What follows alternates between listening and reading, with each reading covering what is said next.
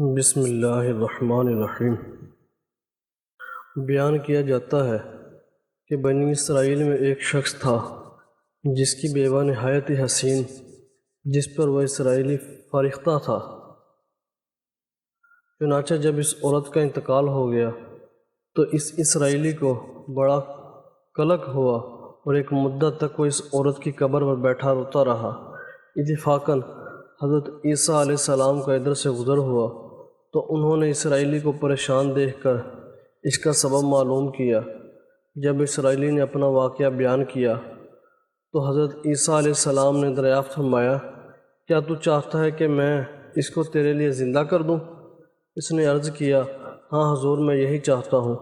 چنانچہ حضرت عیسیٰ علیہ السلام نے اس قبر کی مردہ کو آواز دی تو قبر سے ایک حبشی غلام، جس کے ناک کے نتنوں سے، آنکھوں اور جسم کے دوسرے سوراخوں سے آگ کی لپٹیں اٹھ رہی تھی، حضرت عیسیٰ علیہ السلام کو دیکھتے ہی غلام نے کلمہ پڑھا کہ لا الہ الا اللہ عیسیٰ روح اللہ۔ اسرائیلی نے یہ دیکھ کر عرض کیا، حضور، مجھ سے غلطی ہو گئی، میری بیوی کی قبر تو دوسری ہے۔ یہ سن کر حضرت عیسیٰ علیہ السلام نے حبشی کو حکم دیا کہ تم اپنی قبر میں واپس جاؤ۔ چنانچہ وہ مردہ ہو کر گر گیا اور اسی قبر کو مٹی سے چھپا دیا گیا۔ پھر حضرت عیسیٰ علیہ السلام نے دوسری قبر کی جانب توجہ فرمائی اور حکم دیا، اے صاحب قبر، اللہ کے حکم سے زندہ ہو جا۔ چنانچہ قبر پھٹی، اس سے ایک عورت سر سے گرد جھاڑتی ہوئی باہر آ گئی، جس کو دیکھ کر اسرائیلی بولا کہ یا روح اللہ، میری بیوی یہی ہے۔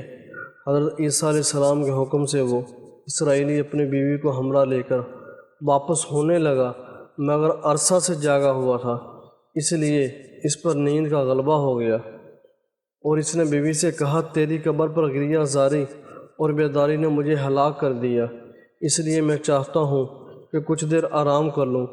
بیوی کہنے لگی کہ ہاں، آپ آرام کر لیجئے۔ چنانچہ وہ اسرائیلی بیوی کے زانوں پر سر رکھ کر سو گیا۔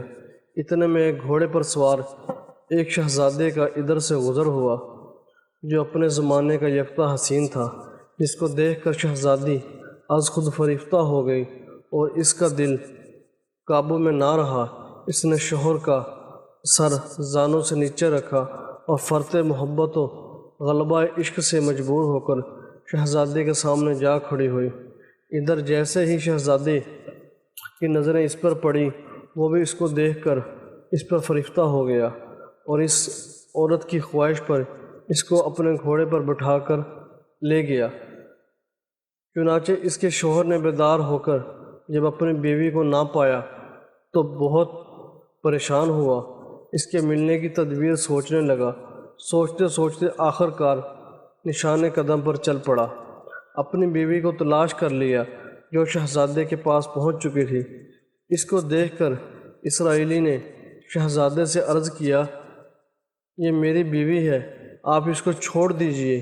ابھی شہزادہ کچھ کہنے بھی نہ پایا تھا کہ اس عورت نے کہا، میں تیری بیوی نہیں بلکہ شہزادے کی لونڈی ہوں۔ یہ سن کر شہزادہ اسرائیلی سے کہنے لگا، کیا مجھ سے لونڈی کو لینا چاہتے ہو؟ اس نے کہا، خدا کی قسم، یہ میری بیوی ہے جس کو میرے سردار حضرت عیسیٰ علیہ السلام نے مرنے کے بعد زندہ کیا۔ ابھی یہ گفتگو ہو ہی رہی تھی کہ اتفاقاً حضرت عیسیٰ علیہ السلام بھی وہاں تشریف لے آئے، جن کو دیکھ کر اسرائیلی کہنے لگا، یا روح اللہ، کیا یہ وہ میری بیوی نہیں جس کو آپ نے میرے لیے زندہ کیا؟ حضرت عیسیٰ علیہ السلام نے فرمایا کہ ہاں، یہ وہی ہے۔ یہ سن کر عورت کہنے لگی، یا روح اللہ، یہ شخص جھوٹا ہے، میں تو اس شہزادے کی لونڈی ہوں۔ حضرت عیسیٰ علیہ السلام نے فرمایا کہ وہ عورت نہیں جس کو میں نے اللہ تعالیٰ کے حکم سے زندہ کیا ہے۔ عورت نے کہا، یا روح اللہ، باخدا میں وہ نہیں ہوں۔ اس کے بعد حضرت عیسیٰ علیہ السلام نے فرمایا، جو جان خدا کے حکم سے میں نے تجھے دی، اس کو واپس کر دے۔ یہ سنتے ہی عورت پھر مردہ ہو کر گر پڑی۔ حضرت عیسیٰ فرمانے لگے کہ جو شخص ایسے آدمی کو دیکھنا چاہے جو کافر مرا تھا اور زندہ ہو کر ایمان لایا، تو وہ اس حبشی غلام کو دیکھ لے اور پھر ایمان کی حالت میں مرا اور کوئی ایسے شخص کو دیکھنا چاہے جو مومن مرا تھا، پھر اللہ نے اس کو زندہ کیا اور وہ کافر ہو کر حالت کفر میں مر گیا، تو وہ اس عورت کو دیکھ لے۔ اس واقعے کو دیکھ کر اسرائیلی نے قسم کھائی، اب کبھی نکاح نہ کروں گا، اور میدانوں کی طرف نکل گیا جہاں اللہ تعالیٰ کی عبادت میں مصروف رہ کر اسے موت آ گئی۔ اللہ تعالیٰ اس پر رحم فرمائے۔